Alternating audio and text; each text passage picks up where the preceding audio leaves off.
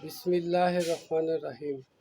লক্ষ বছর পরে বঙ্গবন্ধু আসবেন আবার ফিরে। দেখা হবে বঙ্গবন্ধু তোমার সাথে আগামী কালকে। আল্লাহর হুকুমে এসেছিলে তুমি 17ই মার্চ মা বাবার কুলে, বাংলাদেশের টঙ্গিপাড়ার ঘরে।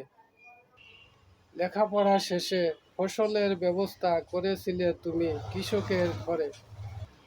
শান্তি আনলে তুমি কৃষকের মনে। তোমার জন্য করলেন দোয়া বাংলাদেশের সকল মানুষে আল্লাহর কাছে।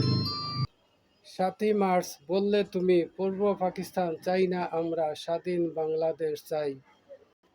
তোমার কথায় যুদ্ধ করে 30 লক্ষ নারী পুরুষ জীবন দিয়ে স্বাধীন করলেন বাংলাদেশ।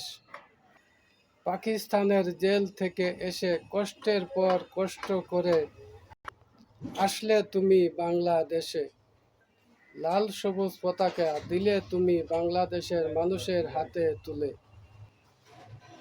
15ই আগস্ট রাত্রি হলো 12, বঙ্গবন্ধুর অতি আদরের কলিজার টুকরা ছোট্ট রাসেল বাপের বুকে ঘুমিয়ে পড়ল। 15ই আগস্ট দেখল না আর ভোরবেলার সূর্য। ছোট্ট রাসেলের কি অপরাধ ছিল, মানব জাতির কাছে প্রশ্ন রইল। 15ই আগস্ট যখন হইল ফজরের আজান, তখন ওরা ঝাঁঝরা করে গেল বঙ্গবন্ধু সহ 18টি তাজা প্রাণ। তখন 2 হাত তুলে প্রসারিত করেছিলেন বঙ্গবন্ধু। শুনল না ওরা বঙ্গবন্ধুর কথা, রক্তে ভিজিয়ে গেল ওদের জুতা। মানব জাতি হইল কলঙ্কিত।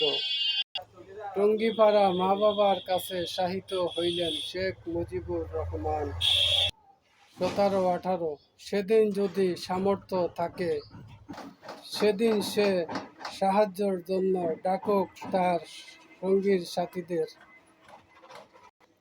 আর আমি শুধু নির্দেশ দিব আযাবের ফেরেশতাদের। 96 সূরা আলাক আল কোরআন